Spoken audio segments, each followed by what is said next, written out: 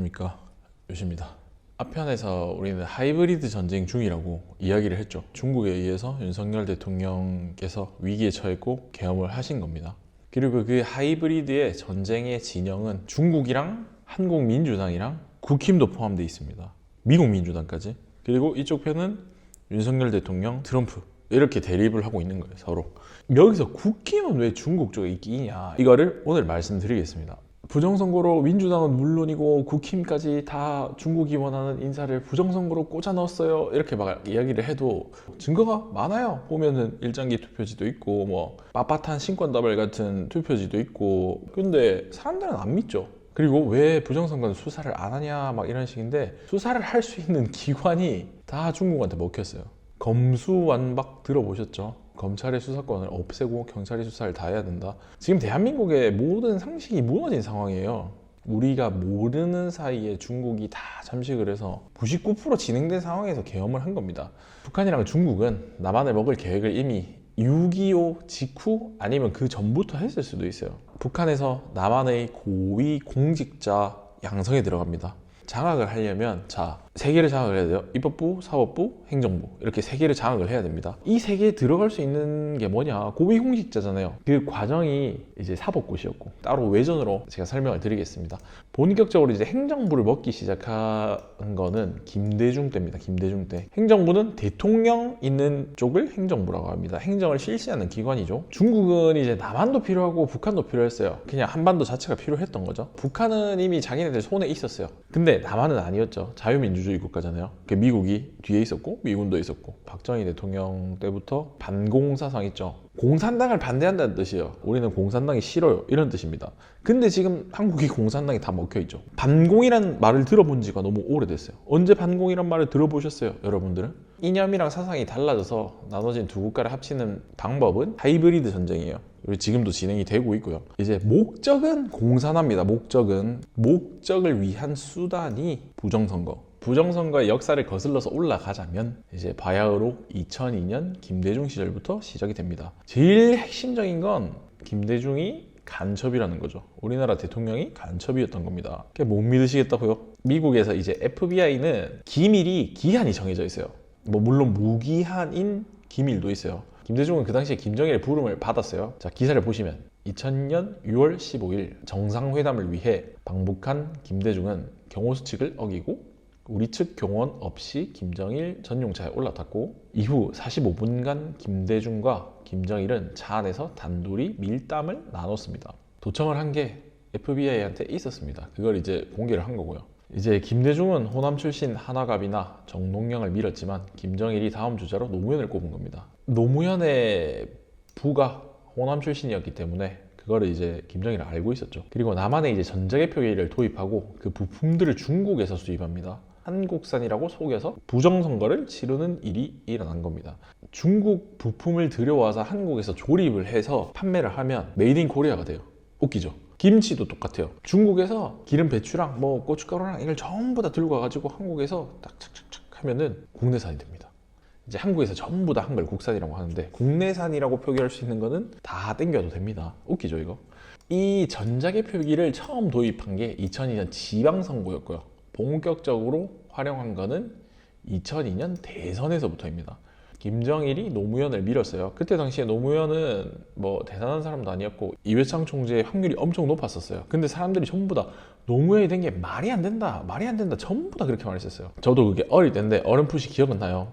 노무현이 됐던 이유가 부정선거였던 거죠. 그리고 김대중은 왜 간첩이 되었나? 모택동, 이제 마오쩌둥이죠.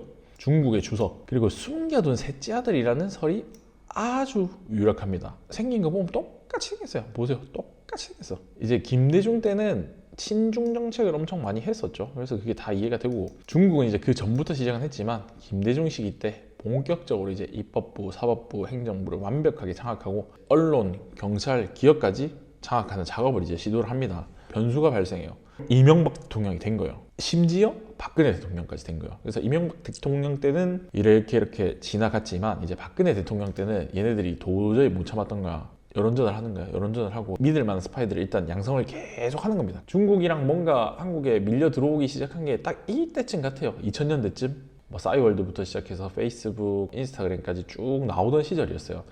이제 사람들이 보는 눈도 많아지고 뭐 CCTV도 이제 그때부터 많아지기 시작하고 휴대폰 카메라도 생기고 뭐 이렇게 하니까 이제 부정선거 자체가 힘들어지는 시기가 된 거예요. 그때 이제 중공 측은 기발한 방법을 이제 시행을 합니다. 그래서 박근혜 대통령 정권인 2014년 6월 4일 제6회 동시 지방선거에서 처음으로 사전투표를 시행합니다. 그때 본 선거의 시간이 안 되는 사람 혹은 장소가 안 되는 사람에게 더 나은 시간과 장소를 제공하겠다는 명목으로 시행이 된 겁니다. 이유는 얘네들이 조작하기 위해서겠죠. 박근혜 대통령을 위협하기 위해서 야당이 과반수를 차지해야 되는 상황이 된 거예요. 2016년 4월 13일에 20대 국회의원 선거를 여야 비율을 야당이 많이 가져가게 되는 거죠. 세월호 이후로 이제 책임을 몰아가지고 박근혜 대통령을 이제 탄핵을 시킵니다. 에이 설마 했어요. 사상 초유의 일이 벌어지죠. 탄핵이 되셨어요. 삼권 분립이 있는 나라에서 현직 대통령을, 그리고 이제 문재인이 대통령이 됐죠. 이제 그렇게 지나간 다음에 또 부정선거를 했음에도 불구하고 윤석열 대통령이 가까스로 이긴 거예요. 얘네가 뭐 한 10%, 20%를 계산해서 넣었는데 설마 이렇게 강력할 거라고 생각을 못 했던가. 큰일 났다 이렇게 생각을 하게 됐었겠죠. 근데 이제 윤석열 대통령은 그렇게 호락호락한 사람이 아니었어요. 대통령이 되고 싶은 게 아니라 이 나라의 거악을 뿌리 뽑고 싶으셨던 겁니다. 버닝썬 수사를 하셨었거든요. 그때 담당 검사였어요. 버닝썬이 지금 한국에서 일어나는 상황의 중심과 모든 일이 엮여 있는 거라고 생각을 하시면 됩니다. 그 거악과 싸우기 위해서 대통령 자리가 필요하셨던 거예요. 계엄을 하는 것도 몇 년 전부터 철저하게 계획이 돼 있었던 거고요. 왜냐하면 계엄을 해야만 선거관리위원회의 압수수색을 할 수가 있었거든요. 계엄을 하면 군의 수색 권한이 갑니다. 그래서 영장 없이도 할 수 있습니다. 계엄을 하고 선거관리위원회, 선거관리심의위원회, 여론조사하는 기관입니다. 선거관리연수원, 이 세 곳을 털었습니다. 계엄의 목적은 국회 장악이나 뭐 이런 쓸데기 없는 게 아니었어요. 민주당은 이 나라를 다 먹고 있었으니까 탄핵을 하고 결국에는 구속까지 시킨 겁니다. 그리고 뭐 윤석열 대통령님은 다 알고 계셨어요. 이 나라가 중국의 99%가 넘어간 걸 알고 계셨고, 그리고 계엄을 12월 3일에 한 이유가 있습니다. 그거는 제가 또 다음에 영상에서 다루도록 하고요. 그거 아세요? 민주당이 탄핵 사유서에 북중러를 적대시한다고 적었습니다. 북중러는 공산국가 아닙니까? 공산주의 국가를 적대시하는 게 탄핵 사유가 된다고 생각합니까? 중도 여러분, 좌파 여러분, 혹시 이게 말이 된다고 생각하세요? 그걸 적는 민주당이야말로 친공산주의 세력 아닙니까? 자, 우리 주적은 북한 그리고 중국입니다. 제 아는 동생이 지금 태국에 있는데 중국인 친구들이 그런 말을 한대요. 너가 5년만 있으면 중국 되는데, 이런 식으로 놀린대요. 얘네 다 알고 있어요. 중국인들 다 알고 있습니다. 그리고 윤석열 대통령께서 처음으로 청와대를 버리고 용산으로 이전을 하셨을 때 역사 깊은 유서 깊은 건물을 버리고 용산으로 간다? 청와대는 감청의 소굴이었어요. 못 믿으시겠다고요? 대표적인 예가 있습니다. 소련의 청년단체 우호의 표시라면서 미국 국장을 선물했답니다. 근데 거기 감청 장치가 무려 7년을 안 들킨 거예요. 적군이 백악관을 7년 동안 감시를 하는데, 제가 봤을 때는 뭐 카메라고 감청 장치고 막 몇백 개는 깔려 있을 것 같은데, 중도 여러분, 여러분들이 보실 때 논리적으로 이게 가능하다고 생각하세요? 아, 좌파는 논리가 없구나. 그리고 대통령을 마음에 안 든다고 이제 탄핵시키고 감옥에 넣고, 이거는 전체주의 다수에 의한 독재입니다. 이게 자유민주주의라는 거는 민주주의보다 자유가 앞서 있어요. 결정적인 상황에서도 우리 개개인의 의견을 말을 할 수가 있는 게 자유민주주의입니다. 그 민주주의의 결정을 따르되 반대되는 거에 말을 할 수가 있어야 자유민주주의입니다. 근데 뭐만 하면은 민주주의라 하고 다 따라야 된다, 무조건 따라야 된다, 묵살시켜버리고 언론의 자유도 탄압시켜버리고, 그거는 민주주의를 가장한 전체주의예요. 독재입니다. 독재. 다수에 의한 독재. 이제 국힘을 중국 편에 제가 넣었던 거는 부정선거로 된 국회의원들이 많기 때문이에요. 뭐 아닌 분들 극소수가 있긴 하겠지만, 뭐 아는 분들은 아시겠지만 지금 국힘의 행보를 보세요. 의원 내각제 주장하고 막 조기 총선 이야기하고. 내각제 주장하는 거는 본인의 정치 생명을 연장하기 위함이지 이 나라가 좀 더 나은 방향으로 가기 위한 게 아닙니다. 내각제라는 거는 대통령을 식물 대통령으로 만들거나 대통령을 없애버리고 의원들끼리 마음대로 독재를 평생 해먹을 수 있는 게 내각제입니다. 그리고 대한민국은 현재 좌파 우파 없어요. 좌파 우파가 어디 있습니까? 상식과 비상식의 문제고 이거는 자유 세력과 공산 세력의 싸움이에요.